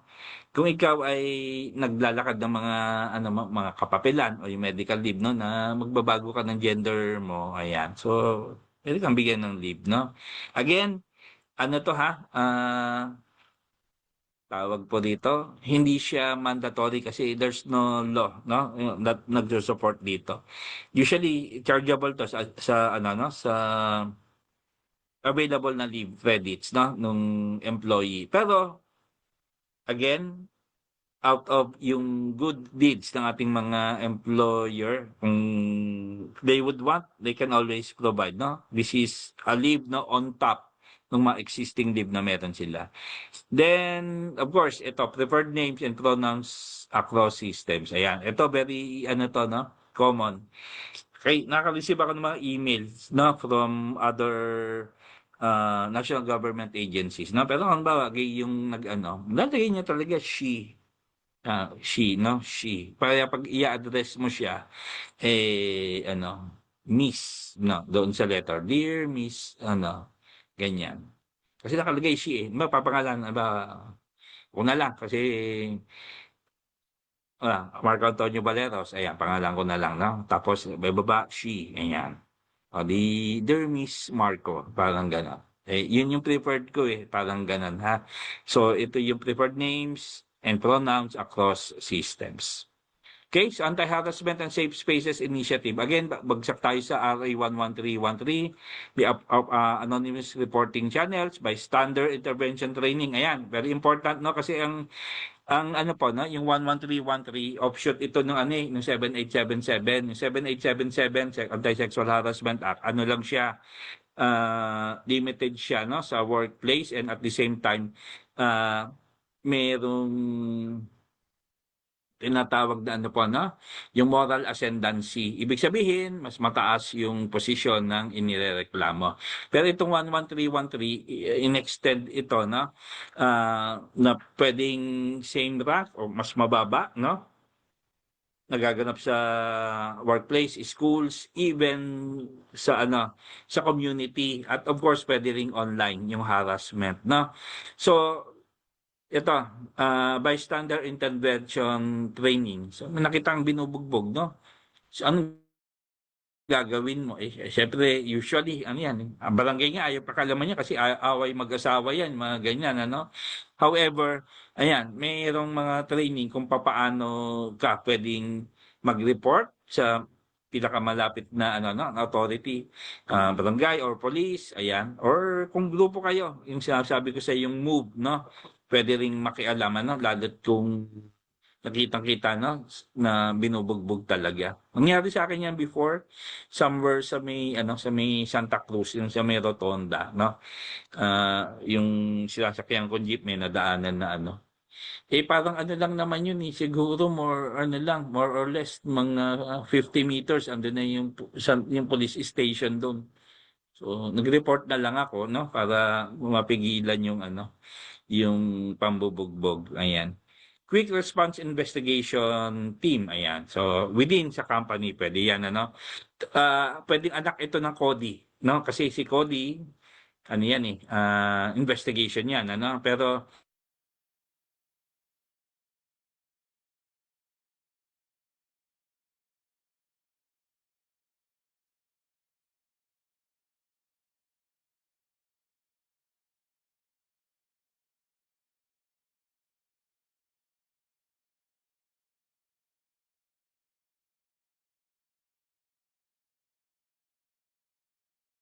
mga busy tao yan. So, parents, kung totoo yan. Pero hindi siya marihakas. So, yung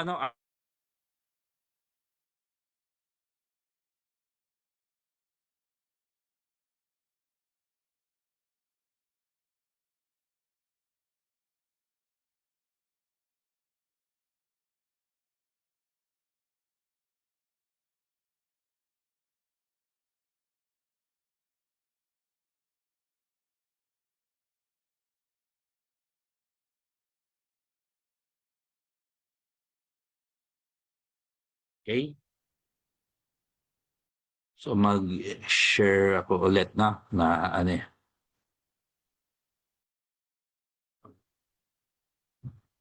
naputol.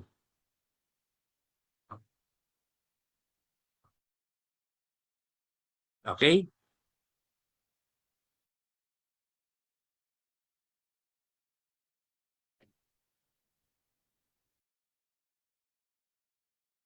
So, number, na tayo, leadership, accountability. So, may mga scorecards for managers, ayan. Ito within sa company, pwedeng gawin po ito, na wherein tinitingnan, yung extent ng implementation ng DEI within sa different departments. Ayan. So mga coaching, mentoring kasama po 'yan. Okay, Supplier Diversity Program. Ayan, so kasama rin po no na extend natin ano yung ating programa sa ating pong mga suppliers no. So may preference no sa mga kasi private naman kayo, no? Siyempre sa amin sa government, bawal yan. Talagang bidding yan. Ano? Pero sa inyo, pwede, private yan eh.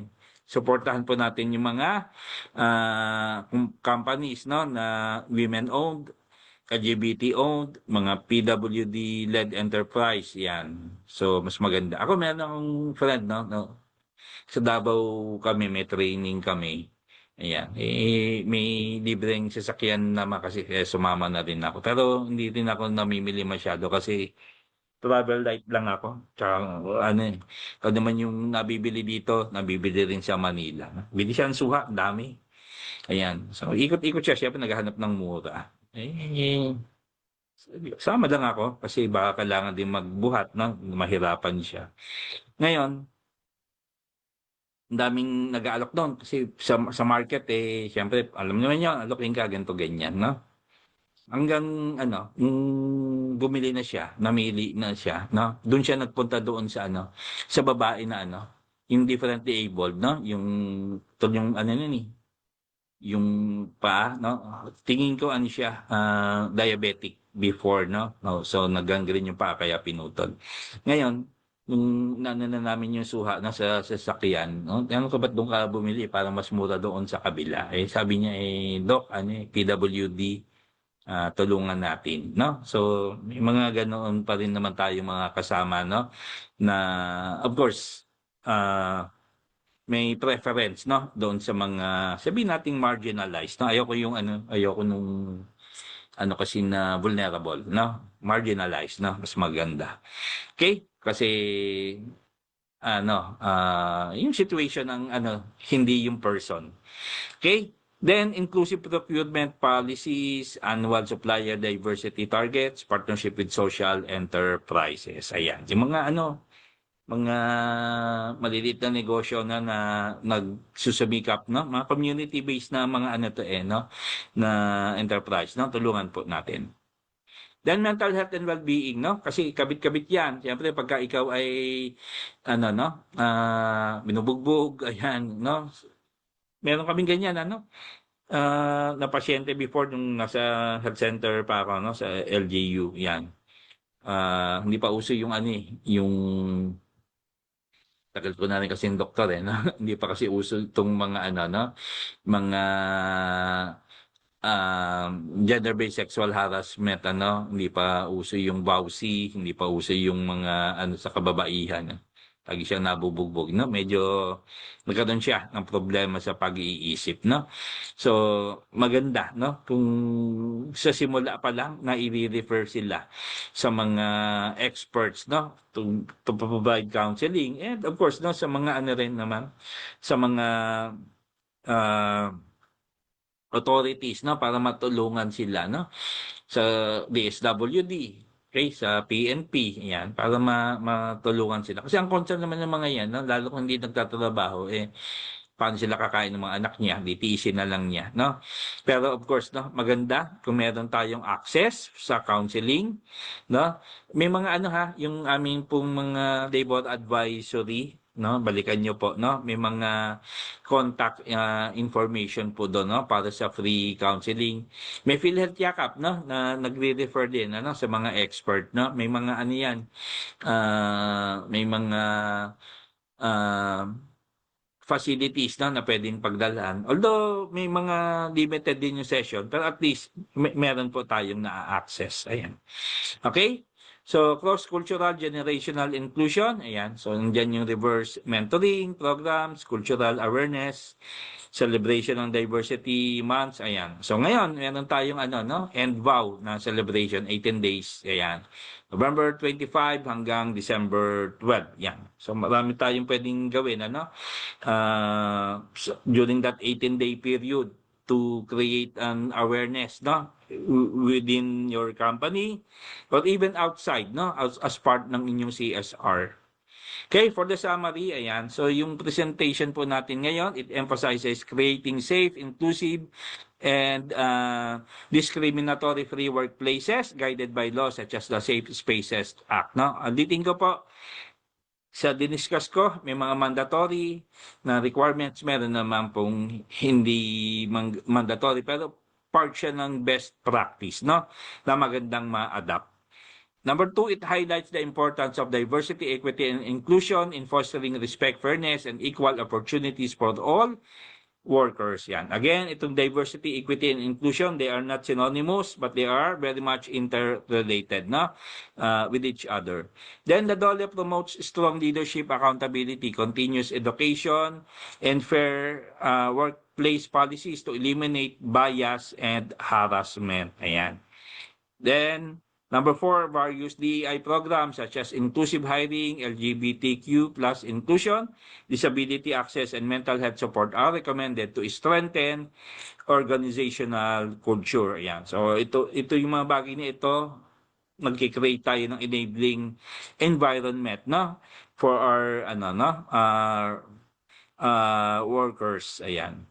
Then lastly, overall, yung goal po natin is to build empowered, respectful, and equitable Filipino workplaces where everyone can thrive. Ayan.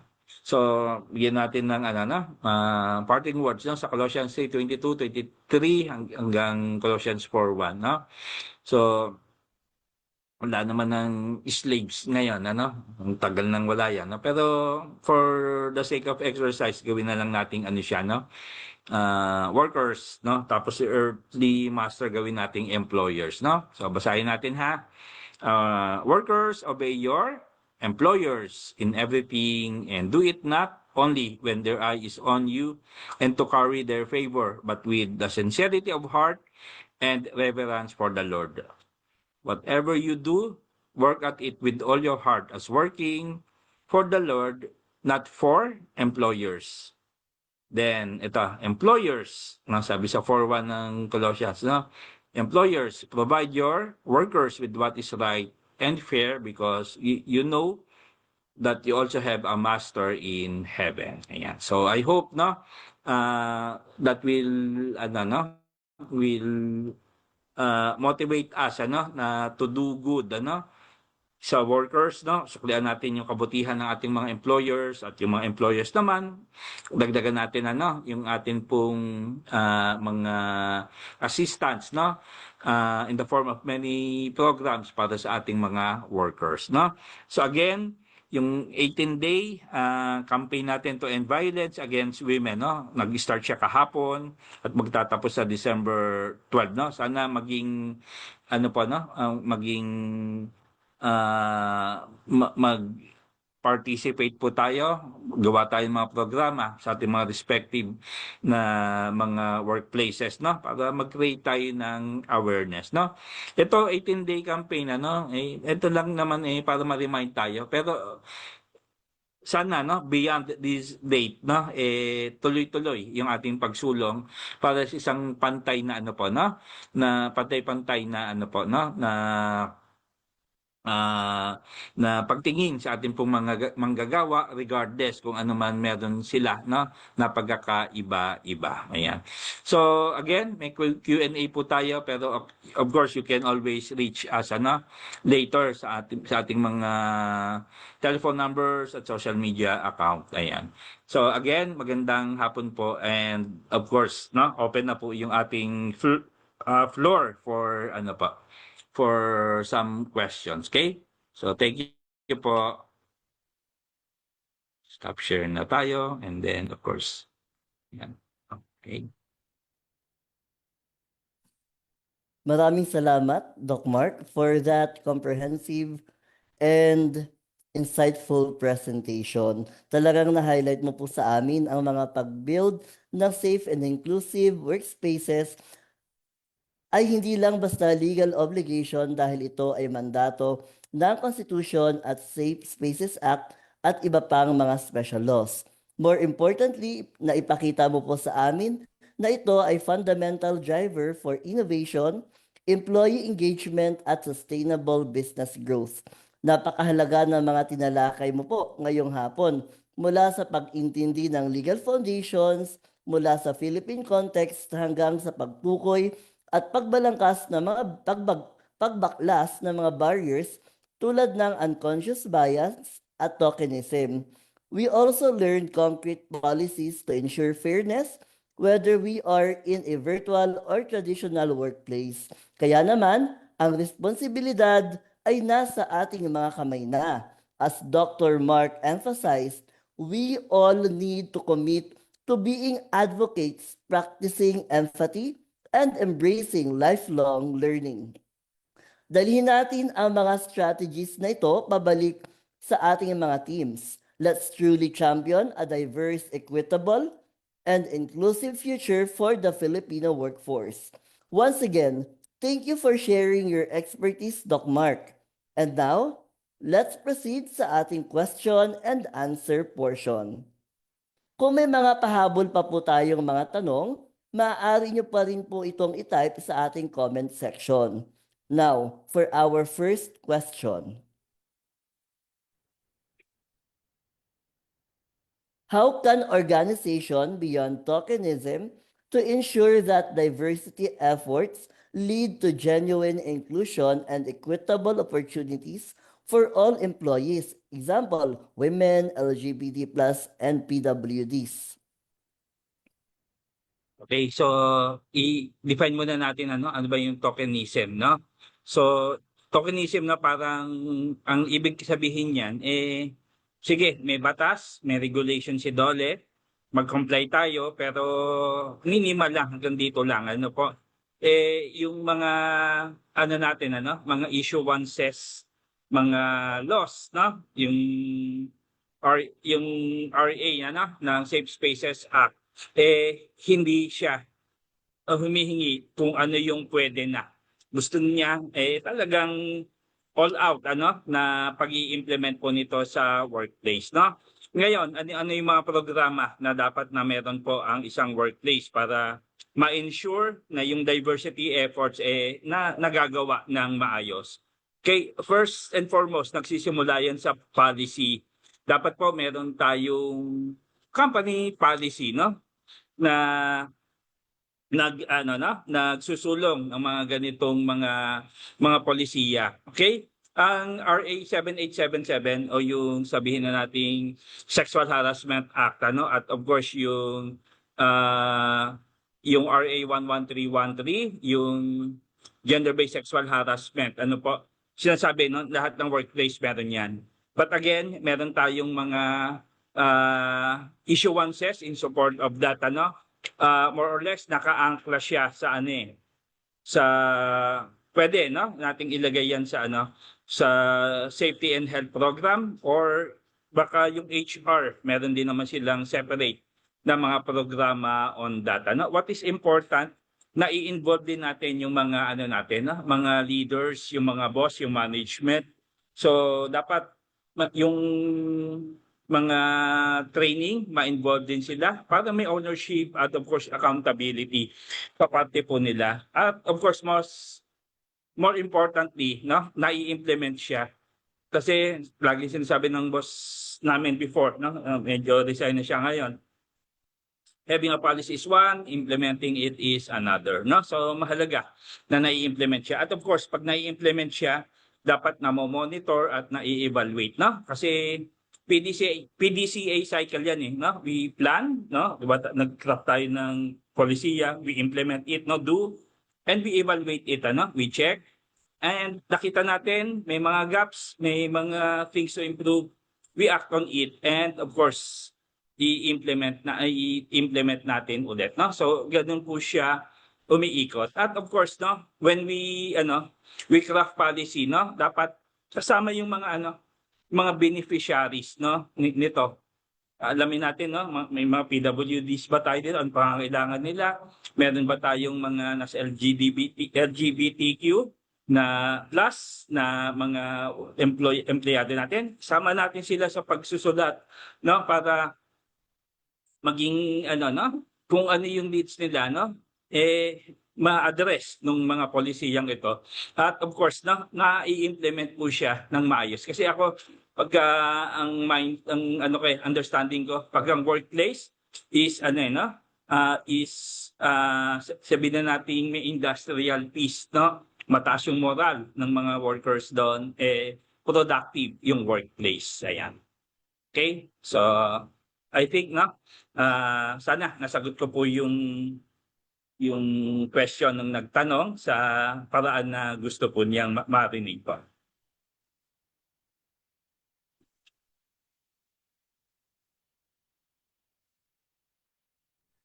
Para po sa ating ikalawang katanungan, ano ang mga halimbawa ng unconscious bias at microaggression na inyong nakita o naranasan sa trabaho at paano ito maaayos at matutugunan gamit ang constructive communication techniques?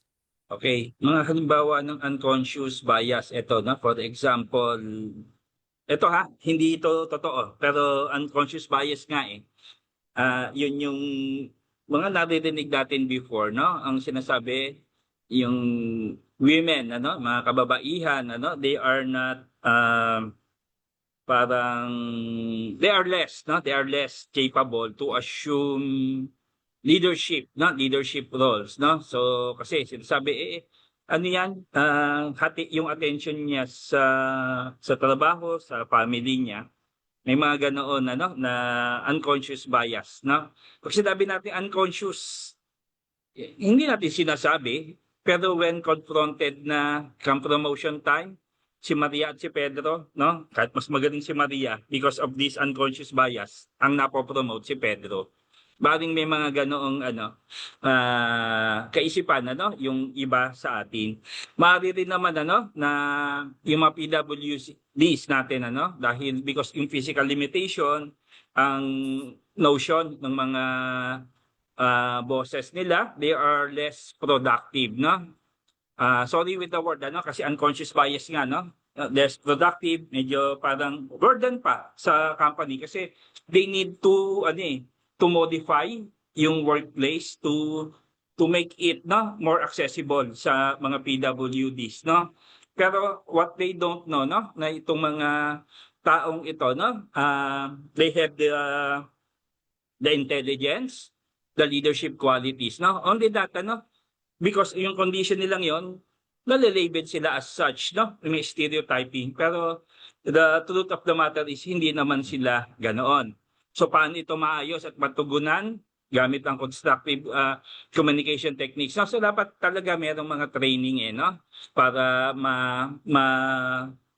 ma-correct itong mga maling maling mga paniniwala, stereotyping, mga unconscious bias, at of course we should know how to acknowledge yung mga ganoong sitwasyon at makapag-communicate po tayo ng maayos sa ating pong mga employees na mayroong mga ganoong situation, So kailangan talaga ng institutional support para ma-lessen itong mga microaggression, mga unconscious bias nagiging dahilan ng discrimination sa workplace. Okay, over Sir Bill. Thank you po. Para po sa ating ikatlong katanungan, sa konteksto ng remote at hybrid na trabaho, ano-anong mga polisiya o practice ang pinakamahalaga upang matiyak ang patas na pagtrato, pantay na oportunidad, at ligtas na espasyo para sa lahat ng manggagawa alinsunod sa RA 1131-3 at iba pang mga gabay ng DOLE? Okay, so maganda to, Una po siguro, outside muna tayo sa safe spaces, Pagka sa hybrid po kasi, napakahalaga na usapin, of course, yung equal pay at of course, equal treatment policy. Malinaw naman po, sa batas, ng telecommuting na ma-enjoy din, ng mga empleyado natin na nasa work from home arrangement, yung same na sahod ng mga nagre-report on-site. siguro yung benepisyo doon magkakatalo kasi kung may transportation allowance pero hindi ka naman hindi ka naman bumabiyahe, no? Okay, pero pwede naman palitan 'yon ng communication allowance, no, mga internet, ayan. So, ang ano lang hindi sila na no, na tawag doon, there's no diminution of benefits pagka ka sa work from home, nag-engage ka kung ikaw si worker, no? Equal treatment policy, ang sabi din po doon sa no, ang sabi din doon sa Telecommuting Act, dapat yung mga OSH programs na i-enjoy din yan ng atin pong mga workers, no? Ibig sabihin, may access pa din sila pagdating sa usapin na occupational safety and health. Okay? So, dapat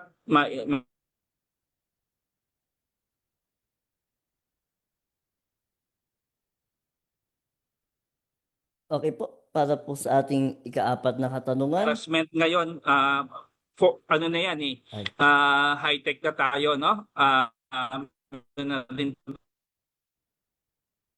na no, na sexual harassment online. So kailangan na address po yan at very clear dapat yung ating pong reporting mechanism para ma-address po yung mga bagay na ito, no? Kailangan lang naman merong clear na reporting channels, no? Halimbawa ako, ang bisor ko si Bill, may sa akin, nang-aaway sa akin, i-report ko kay Sir Bill, no? At si Sir Bill, siya na yung bahalang mag-address ng problem, either pagharapin kami nung sinusumbong ko sa grievance or pwede namang kasi dapat medyo process din ma-hear din yung side ni ng nirereklamo ko. What is important meron tayong mga safeguards, no, na hindi tayo pupunta lang sa ganitong programa pero wala po tayong mga safeguards or sabihin na nating mga contingencies, no, if ever meron mga problema na lalabas, no, na may kinalaman po dito. Okay? Sir Bill, okay na pa. Okay po, para po sa ating ikalimang tanong, speaking of safe spaces, aabot po ba ang Pilipinas sa level of equality? Same with the Biden era US where trans women are allowed access to cis women areas? Okay, Biden era. Okay, ito yung I think ito po yung yung isa po sa mga last minute na policy na inilabas ng Biden administration sa US, wherein yung era this represents itong equal rights amendments, no? Sa Philippine Constitution kasi may mga provision doon at I believe ito yung isa sa mga amendment, no, na meron po ang Amerika during that time. However, ito pong ito pong polisiya na ito ay hindi po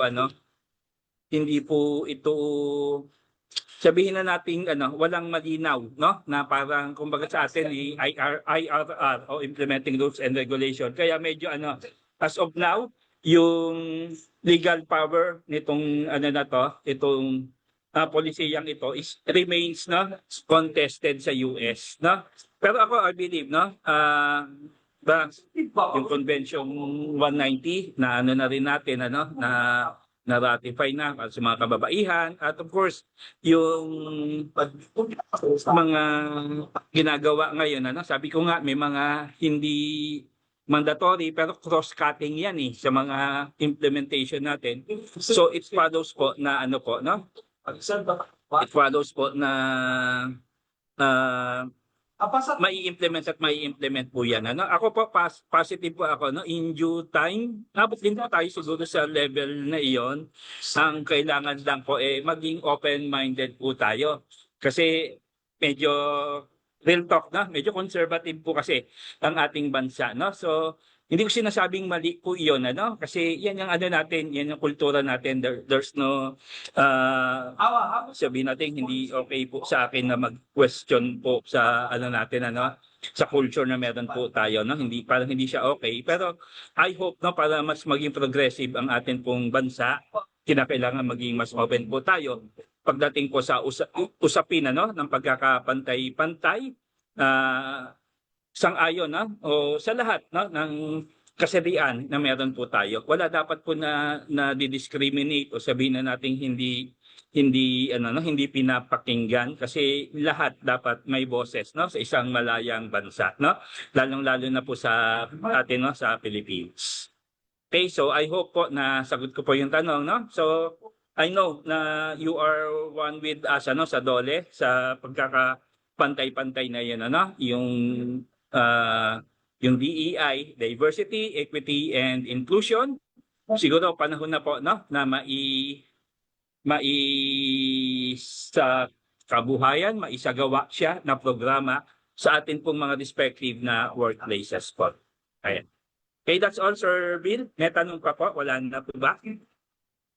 Thank you po, Sir Doc Mark. At thank you po sa lahat ng mga nagbigay ng mga tanong. Kung may hindi po tayo na-cover, sasagutin po iyan ng aming team sa comment section maya-maya lamang. Once again, thank you po, Doc Mark, for being with us today. We truly appreciate it. And the final message po for our viewers? Okay, siguro i-reiterate ko lang yung ano, no? Of course, no, kahapon nagsimula November 25 hanggang December 12, yung 18-day campaign po natin to end vow. And nabanggit ko na rin kanina, dapat po, no, hindi lang tuwing may ganitong okasyon tayo nagsusulong po, no, ng mga usapin na may kinalaman, ano, sa pagtatapos ng violence, no, sa ating pong bansa. Ang workplace po kasi is an ideal site, ano, to implement yung mga programa na ganito kasi captured participants po natin ang atin pong mga manggagawa, ano. At of course, this is an opportunity for us, ano, na ma-educate sila, to make them aware na may mga ganitong usapin, ano. Yung mga learning natin dito hindi lamang ito sa sa workplace, no, kundi maging sa mga personal na buhay sa kanilang mga respective homes, no, na i-apply sa community. Ayan. So sana po, no, patuloy po yung mga ganitong usapin, yung mga ganitong gawain po, no, na of course ang kailangan lang naman talaga magkaroon tayo ng mutual respect, no, sa ating mga kasama, no, regardless, no, sa gender nila o kalagayan man nila, no, na physical, pero alam naman natin, no, na ang kanilang mga puso at ang kanilang mga isip, no, baka yung iba diyan mas higit pa po sa atin. So, yun lang po siguro pwede kong ma-share, Sir Bill, naway patuloy pong yumabong ang atin pong ginagawang webinar Wednesdays po, no, para mas marami po ang makinabang, hindi lamang po, no, yung mga manggagawa, yung mga employer, kundi pati yung mga estudyante natin, ano, na later, no, after they graduate, maging mga manggagawa at magiging employer din po yan, ano. So, i-share po sana natin itong mga ganitong mga webinar para mas marami po ang makinabang. Magandang hapon, Sir Bill, at of course sa mga kasamahan po natin na mga nanonood po sa oras na ito. Thank you po. Okay, once again po, maraming salamat po, Doc Mark. Everyone, let's show some love. Pa-heart react naman dyan para kay Doc Mark. Yan. Para sa ating mga taga-subaybay sa ating Facebook Live, please tune in to the next episode of our Webinar Wednesday. You may also send us an email at ask@bwc.dole.gov.ph or call our DOLE hotline at 1349. Again, please follow us at DOLE BWC 1949 on Facebook, X, formerly Twitter, YouTube, and Viber to stay up to date with the latest announcements and activities from the Bureau of Working Conditions and DOLE.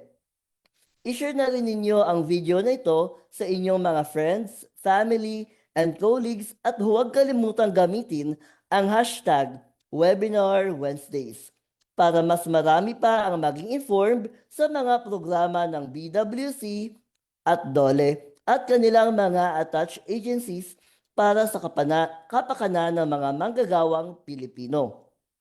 If you missed any of our webinars, please head to our YouTube channel at doon mapapanood ang lahat ng ating Webinar Wednesdays episode from Season 1 to Season 3. And that includes our webinar for today. I'm sure na marami pa na naman tayong matututunan sa topic natin today o marami tayong natutunan sa topic natin today with the help of our speaker. Thank you for joining us today and we hope to see you all sa mga susunod nating episode. And please, continue to support this program na handog ng Department of Labor and Employment sa inyo.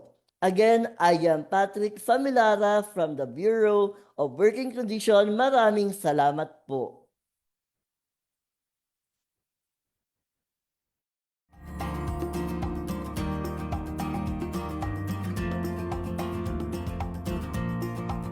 Para sa mga katanungan at karagdagang impormasyon, maaari po tayong tumawag sa DOLE Hotline 1349 o sumuli sa mga DOLE Regional o Field Office na nakakasakop sa inyong lugar paggawa.